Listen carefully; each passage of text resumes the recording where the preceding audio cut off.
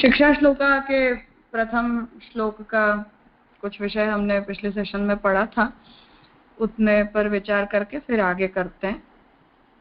यहाँ तक हमने ये बात समझी कि श्री महाप्रभु जी ने जो संन्यास ग्रहण किया वो किस स्थिति में किया उपक्रम के तौर पर, और अल्टीमेटली इस पूरे टेक्स्ट से श्री महाप्रभु जी सार के रूप में अपने पुत्रों को और भावी शिष्यों को क्या आज्ञा देना चाहते हैं उसका संकलन श्री श्याम काका जी ने किया।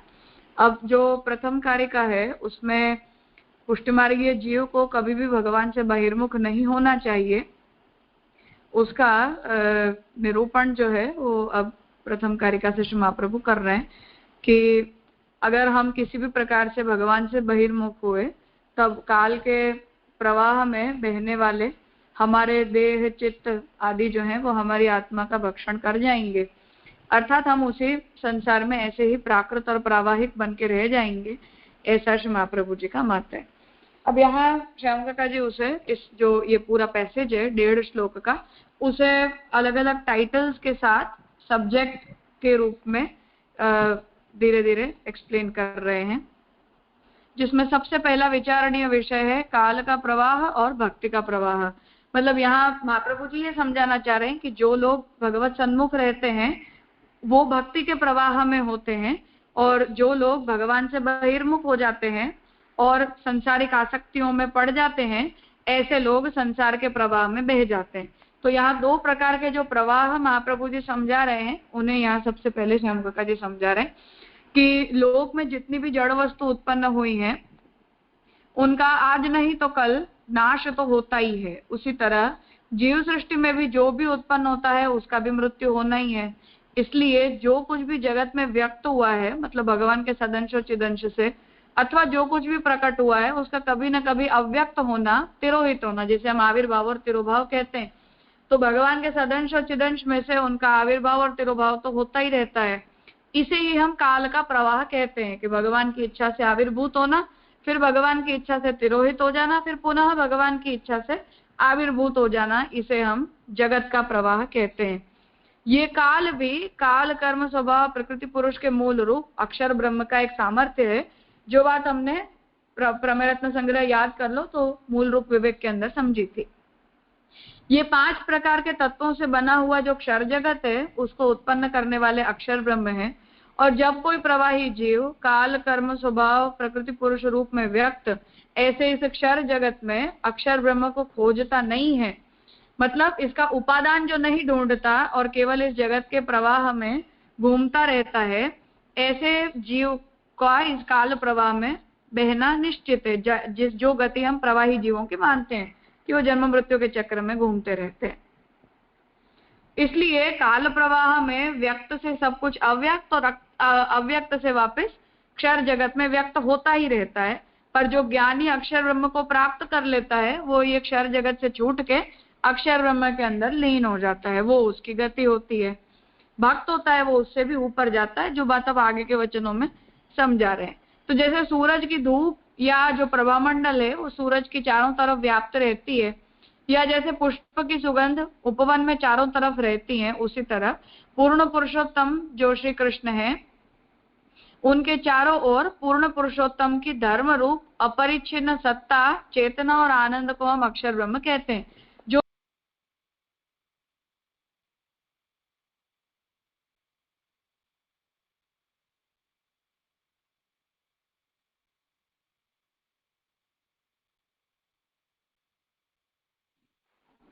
सॉरी डिस्कनेक्ट हो गया था मेरा।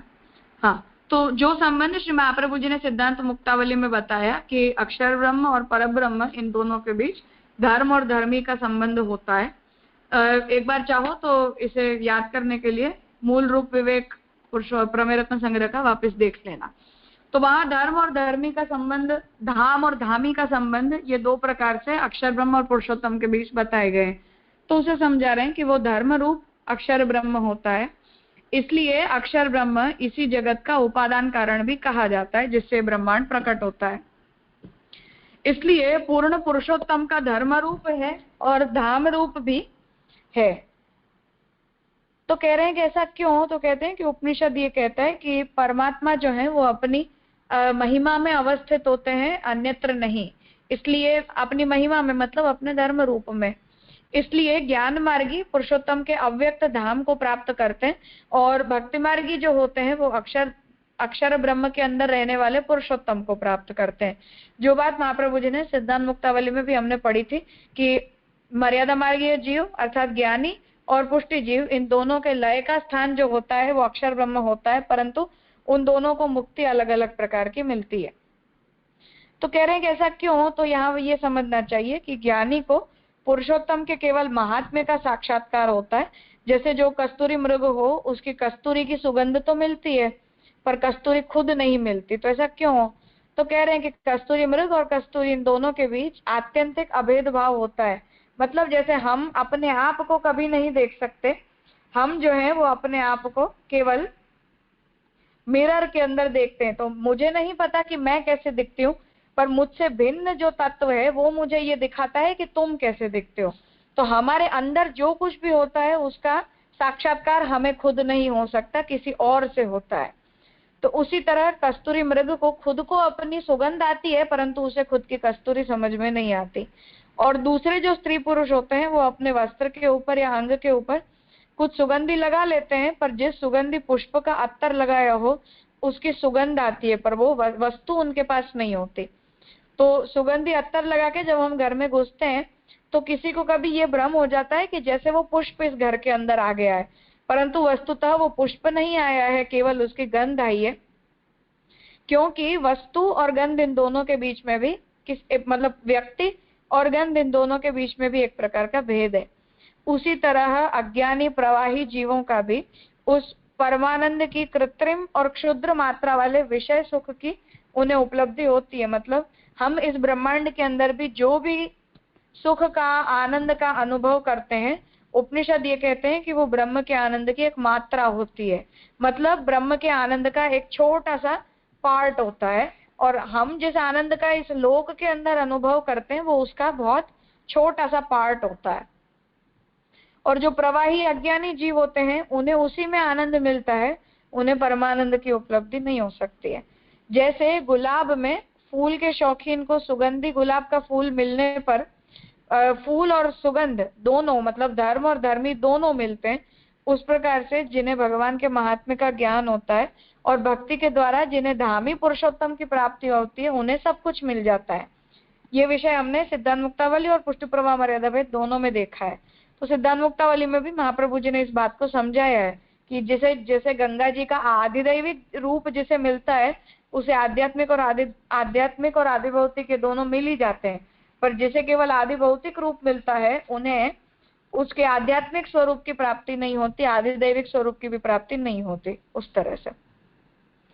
तो वहां महात्म्य ज्ञान के बल से जब हमें अभेद की स्फूर्ति होती है तो सुदृढ़ स्नेह के बल से भेद की भी स्फूर्ति होती है। मतलब जो ज्ञानी होता है वो अपने और अक्षर ब्रह्म के बीच में केवल अभेद का अनुभव करता है कि हम दोनों एक हैं, जबकि जो भक्त होता है वो भेद और अभेद इन दोनों का अनुभव करता है कि हम दोनों के अंदर भेद भी है और हम दोनों के अंदर अभेद भी है। तो उसे दोनों प्रकार की अनुभूति होती है। इसलिए भक्त का जो संबंध होता है वो भेद सहिष्णु अभेद वाला तादात्म्य का संबंध होता है। इसलिए भक्त जो है वो अक्षर मतलब ये व्यक्त जो आदि भौतिक जगत है उसके उपादान भूत अक्षर अव्यक्त के धाम में नित्य विहार करने वाले पुरुषोत्तम को प्राप्त करके जन्म की व्याधि, जरा मतलब की बीमारी, वृद्धावस्था, मृत्यु मूलक शोक, मोह वाला विषयानंद और अज अव्याधि अजर अमर पर केवल शांत रसात्मक पर ब्रह्मानंद से भी। मतलब ब्रह्मानंद कैसा होता है कि जिसमें न तो जन्म होता है, न किसी प्रकार की कोई समस्या होती है, न कभी बुढ़ापा आता है, न कभी मृत्यु होती है, पर वो केवल शांत रस होता है। मतलब उसमें रसात्मकता का कोई अनुभव नहीं होता है, यूनिफॉर्मिटी होती है। तो भक्त होता है वो इन दोनों से ही मतलब जगत और अक्षर ब्रह्म इन दोनों से बढ़ के दिव्य लीला विग्रह वाले सर्व रसात्मक पुरुषोत्तम को प्राप्त करता है, जिसके अंदर एक यूनिफॉर्मिटी नहीं है पर मल्टीप्लिसिटी को रेलिश करने का उसमें स्कोप है। इसलिए विषयानंद जो है वो तो केवल काल की सरिता के प्रवाह में प्रकट होने वाले शोक मोह के आवर्तन में जीव को फंसाकर डुबा देता है। मतलब इस संसार में हम फंस जाते हैं। ब्रह्मानंद ऐसा होता है जो जल में डूब जाने के डर से अगर कोई जल के समीप ही ना जाए, मतलब ये कहे कि हमें पानी में जाना ही नहीं है क्योंकि हम पानी में जाएंगे तो हम डूब जाएंगे, तो हम दूर रहेंगे, हम किनारे पर ही रहेंगे। इसलिए तो ब्रह्मानंद तो उस नेचर का होता है कि वो ये कह दे कि अच्छा तुम्हें उससे इतना भय होता है तो तुम जल ही बन जाओ, मतलब उससे अलग ही मत रहो। तो हम अलग ही नहीं रहते हैं और ब्रह्म के अंदर एक हो जाते हैं। इसलिए जल तो जल में डूबता नहीं है, पर जल को जलपान का संतोष और जल स्नान से प्राप्त होने वाली स्वच्छता, शुद्धता या जल विहार का जो आनंद है वो भी उसे नहीं मिलता है। तो पानी को अनुभव करने का कोई चांस नहीं मिलता क्योंकि वो उसमें एक हो जाता है। इसलिए दयाराम भाई ये कहते हैं कि जैसे हमारे कस्तूरी मृग को कस्तूरी की सुगंध आती है पर उसे कस्तूरी मिलती नहीं है क्योंकि वो खुद ही कस्तूरी रूप है। जैसे हम अपने शरीर को नहीं देख सकते, हमें मिरर चाहिए जो हमसे अलग होता है, जो हमें ये दिखाए कि तुम कैसे दिखते हो। उस प्रकार से हमें भी ब्रह्म का अनुभव करने के लिए ब्रह्म से व्यतिरिक्त रहना पड़ता है, तब हमें ब्रह्म का आनंद मिलता है। इसलिए जो भक्त होता है वो तो उस प्रकार का तादात्म्य चाहता है, ब्रह्म के साथ अभेद नहीं चाहता। इसलिए विषयानंदी जो हो, जिसे विषयों में ही आनंद प्राप्त होता हो, ऐसे विषयानंदी के देह इंद्रिय आदि जो हैं वो काल प्रवाह के शोक मोह के आवर्तन में जो कंटिन्यूअसली चलता रहता है उसमें प्रवाही जीवों को डुबा देता है। ब्रह्मानंदी है वो उसे डरता है, इसलिए अपने देह इंद्रिय इन सबको छोड़ के अक्षर ब्रह्म में लीन ही हो जाता है कि हम तद्रूप हो जाएं तो हमें फिर इसे डरने की आवश्यकता नहीं। परंतु जो भक्त होता है वो तो उसमें डूबना भी नहीं चाहता है, इसलिए वो उससे अलग रह के उसके आनंद की अनुभूति करना चाहता है। इसलिए महाप्रभु जी ये आज्ञा कर रहे हैं कि जो हमारे विषय होते हैं वो लौकिक विषय नहीं होते, परंतु भक्तिभाव से परिपूरित भगवत समर्पित विषय होते हैं। उनके प्रसाद ग्रहण करके अलौकिक उपभोग को छोड़कर, मतलब हम अभी जो जीवन जी रहे हैं जिसमें प्रभु का प्रसादी हमें मिल रहा है, समर्पित प्रसादी हमें मिल रहा है, उस स्थिति में उस प्रसाद का या भगवत संबंध का आनंद छोड़ के अगर कोई स्वमार्गीय जीव जब असमर्पित विषयों के उपभोग में फंस जाता है या असमर्पित वस्तुओं का उपभोग करने में उसे आनंद आने लगता है, तब वो जीव शास्त्र मर्यादा से भी छूट गया, मतलब मुक्ति जो कम से कम विषयानंद से उत्तम थी वो भी उसके हाथ से गई और पुष्टि भक्ति का जो आनंद था वो भी उसके हाथ से चला गया। इसलिए उस जीव के देह इंद्रिय आदि भी काल प्रवाह में जीव को बहाकर शोक मोह के आवर्तन में प्रवाही जीव की तरह उसे फंसा देते हैं, जो उस जीव का सर्वनाश है। इसलिए पुष्टि जीव को कभी भी बहिर्मुख जीवों की तरह भक्तिभाव रहित होकर और असमर्पित वस्तुओं के उपभोग में आनंद की अनुभूति नहीं करनी चाहिए, परंतु जो समर्पित जीवन में भक्ति रस का आनंद है उस प्रकार के जीवन का आनंद उसे प्राप्त करना चाहिए। अब यहाँ ये शंका होती है कि अपना मार्ग जो है वो तो प्रमेय बल का मार्ग है और विधि निषेध तो प्रमाण बल से हैं जो प्रमेय के आगे टिक नहीं सकते। मतलब भगवान ही हमें इन सभी स्थितियों में लाते हैं, यहाँ से निकालते भी है, यहाँ से ले भी जाते हैं, तो उसमें हमारे साधनों से कुछ करने नहीं करने की कहाँ बात आई।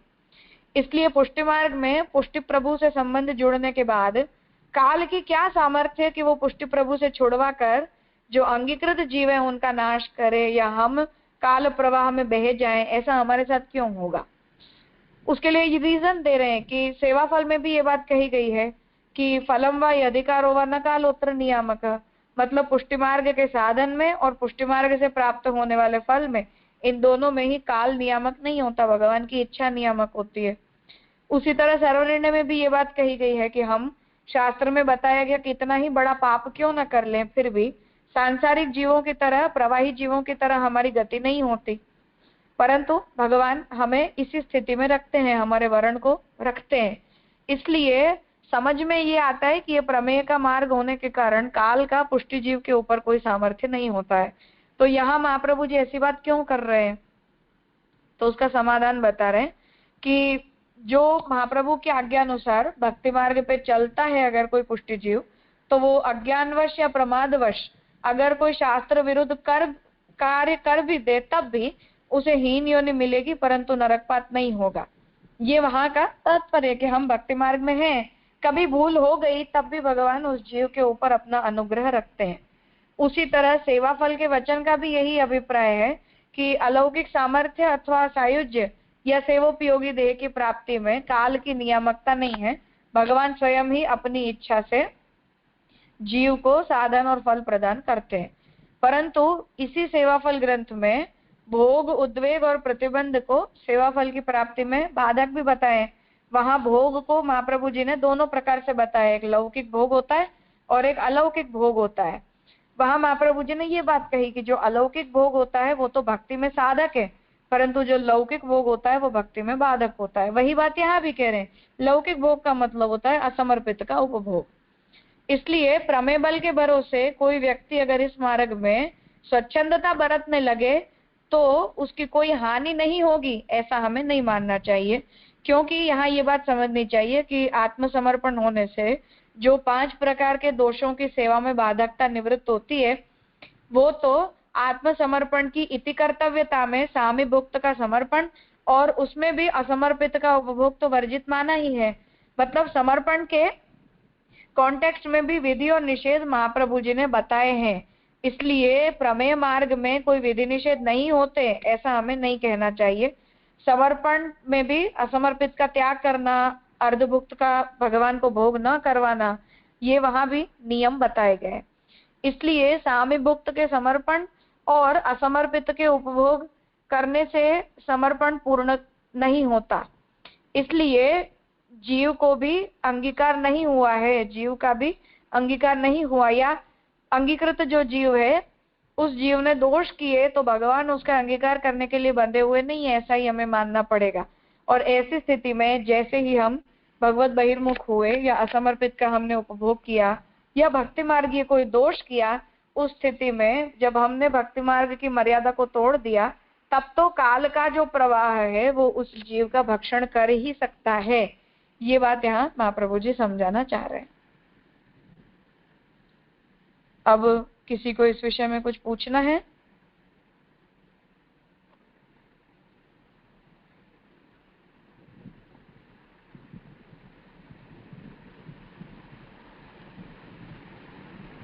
हाँ गौरी।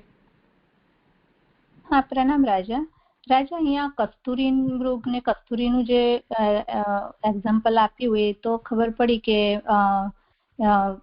તાદાત્મ્ય જેવું થઈ જાય, ખરે અંદર ભગવાનમાં મળી જાય એ રીતે હોય છે. પણ આજે અહીંયા જે ફૂલનું એક્ઝામ્પલ આપ્યું ને, ફૂલ અને સુગંધ જે અત્તર છે, તો એના પરથી કેવી રીતે સમજી શકાય? जैसे हम जब उस पुष्प की सुगंध को अपने ऊपर धारण करते हैं, स्प्रे लगा लिया, तो वो गंध तो है, उसी फूल से एक्सट्रैक्टेड है, पर क्या उसका मतलब है कि हमें फूल मिल गया? फूल फिर भी उससे अलग रहता है। हमें भ्रम हो जाता है कि जैसे कोई व्यक्ति उस सुगंध को लगाकर आया तो हमें ऐसा लगता है कि क्या यहाँ आसपास कहीं गुलाब है, गुलाब की सुगंध कैसे आ रही है? तो हम अज्यूम करते हैं कि सुगंध का मतलब फूल ही होता है, पर सुगंध का मतलब ऑलवेज फूल नहीं होता। उस तरह अक्षर ब्रह्म को प्राप्त किया वो व्यक्ति ने परब्रह्म को प्राप्त कर लिया, ऐसा नहीं होता है। तुमने गंध प्राप्त करी है, तुम्हें फूल नहीं मिला।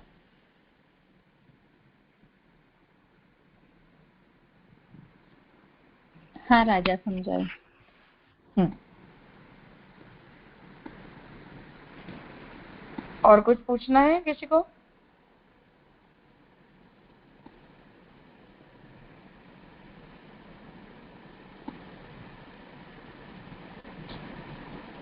ठीक है, प्रणव भाई पढ़ लो आगे का पोर्शन।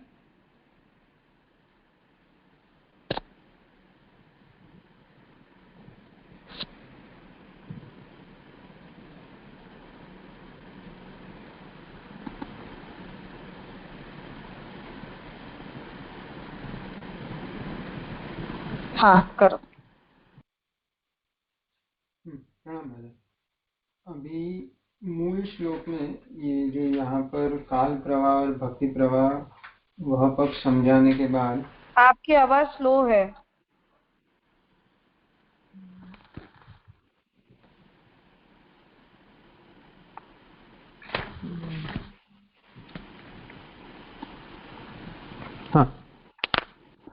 अभी मूल श्लोक में काल प्रवाह और भक्ति प्रवाह का पाठ समझाने के बाद कथंचन शब्द से जो अर्थ आ रहा है वो अभी यहाँ आगे बता रहे हैं। तासो या मार्ग में श्री महाप्रभु तथा श्री प्रभुचरण की आज्ञान को जो जानी बूझी के उल्लंघन करत है ताको गुरुद्रोही मार्गद्रोही तथा भगवद्रोही जाननो। अरु तीन्यों को जो द्रोह करत है सो तो आत्मद्रोही करत है। अभी यहाँ पर ये बात बता रहे हैं कि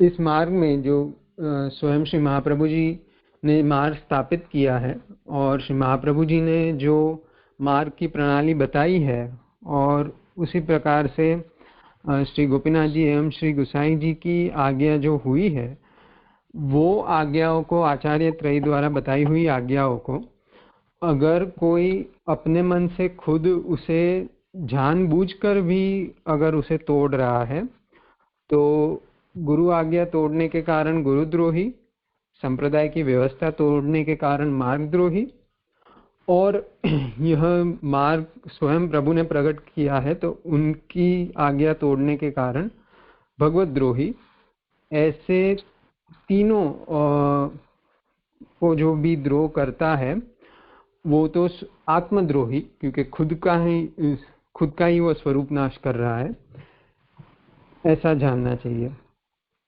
तासो सिद्धांत मुक्तावली में कही गई रीति सो विरुद्ध जब को नाद सृष्टि अथवा बिंदु सृष्टि को स्वमार्गी केवल तनुजा सेवा अथवा केवल वितजा सेवा करत होय तो ताको अधपात निश्चित जानिए। इसलिए सिद्धांत मुक्तावली में जो तनुवितजा का सेवा प्रकार कहा गया है उससे विरुद्ध होकर कोई भी अगर जो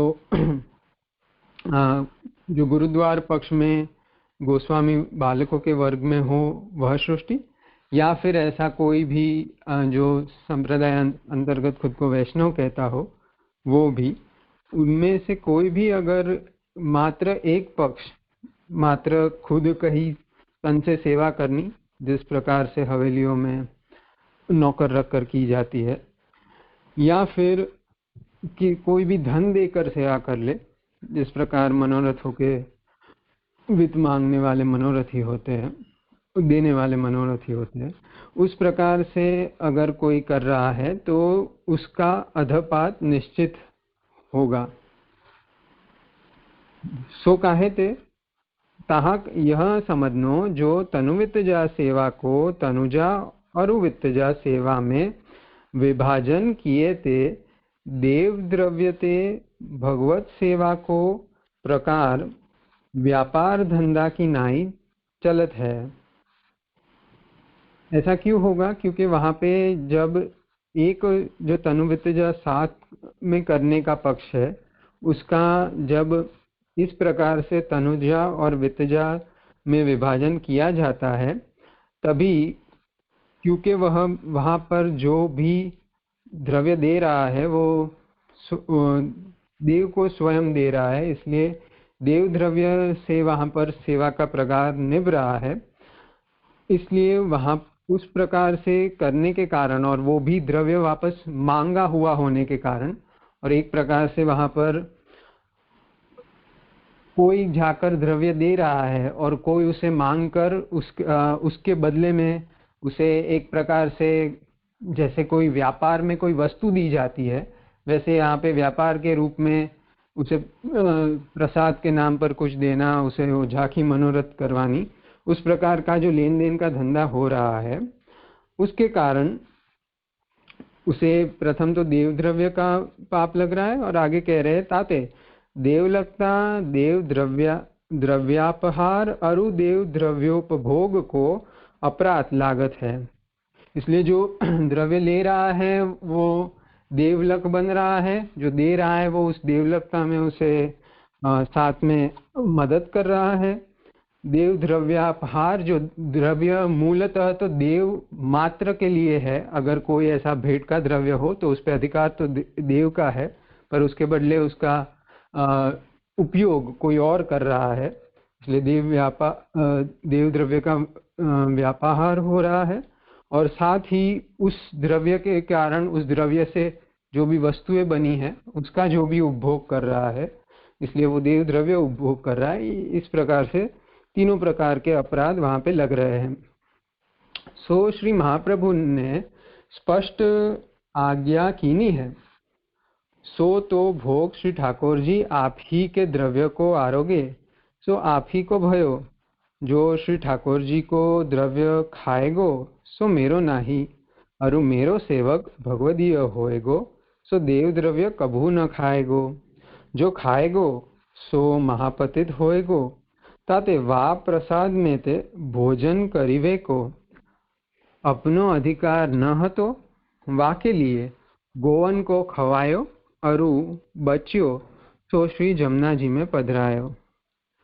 सो यहाँ पर वार्ता प्रसंग में जो बात आती है वो उसी का प्रसंग लेकर यहाँ पर बताया गया है कि जब ऐसी परिस्थिति बनी कि ठाकुर जी को भेंट किया हुआ था उसी में से, उस द्रव्य में से ही सामग्री सिद्ध हुई, और वो जब धरनी पड़ी तो वो भोग, क्योंकि वह देव द्रव्य से सिद्ध था और प्रभु को द्रव्य में आए हुई वस्तु से प्रभु को भोग धरा हुआ था, इसलिए उस कारण वो जो द्रव्य से जो भगवत प्रसाद फिर प्राप्त हुआ वो देव द्रव्य का प्रसाद था। और वो लेने से जो ऊपर के बताए हुए दोष है देव द्रव्यापभोग के, वो लगने के कारण ऐसा प्रसाद जब परिस्थिति हुई स्वयं महाप्रभु जी के जीवन काल में, तो उस भोग को किसी ने भी लिया नहीं और उसे गायों को, और जो बच गया उसे जमुना जी में पधरा दिया। तासो भगवत सेवार्थ जो बिंदु सृष्टि के जगन्य कोटि के स्वमार्गी लोकार्थी बहुधा नाद सृष्टि को वित्तजा सेवा करिवे की आज्ञा करत है, अरु नाद सृष्टि के हु दुर्भागी लोकार्थी जीव तनुजा सेवा कराइवे को वित्तजा सेवा करत है। इनको श्री महाप्रभु ने मार्ग में महापतित बहिर्मुख करी जानने, ये प्रथम प्रकार भयो बहिर्मुक्ता को। इसलिए यहाँ पे जो भगवत सेवा के लिए जो बिंदु सृष्टि अर्थात जो भी महाप्रभु जी के वंश अंतर्गत जो सृष्टि है उसे बिंदु सृष्टि कह रहे हैं, कि ऐसे उनके अंतर्गत भी जो खुद के स्वमार्गी लोकार्थी बहुधा नाद सृष्टि को वित्तजा सेवा करिवे की आज्ञा, मतलब वो खुद स्वमार्ग में होते हुए भी, क्योंकि स्वयं लोकार्थी है, उन्हें लोक में से कुछ ना कुछ उनकी कामनाओं की अपेक्षा है, इसलिए बहुत सी ऐसी स्ववंश में सृष्टि है जो सेवक जो है या जो भी अनुयायी मार्ग में है उनको द्रव्य से सेवा करने के लिए कहते हैं या आज्ञा देते हैं।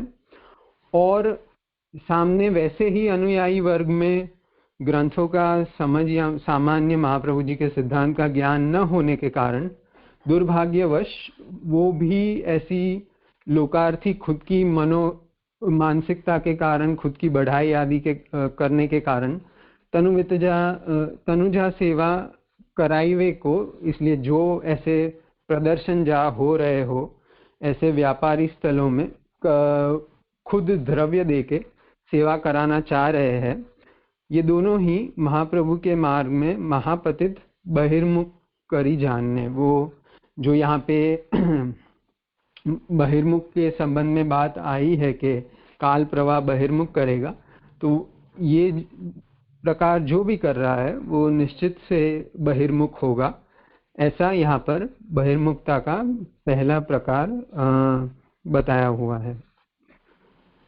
ऐसे ही पुष्टि प्रवाह मर्यादा ग्रंथ। हाँ, इतना एक एक पोर्शन करते जाते हैं। इस पर कल विचार करके फिर आगे करेंगे, लंबा डिस्क्रिप्शन है। जी राजा। हाँ, एक एक प्रकार करेंगे तो ठीक है।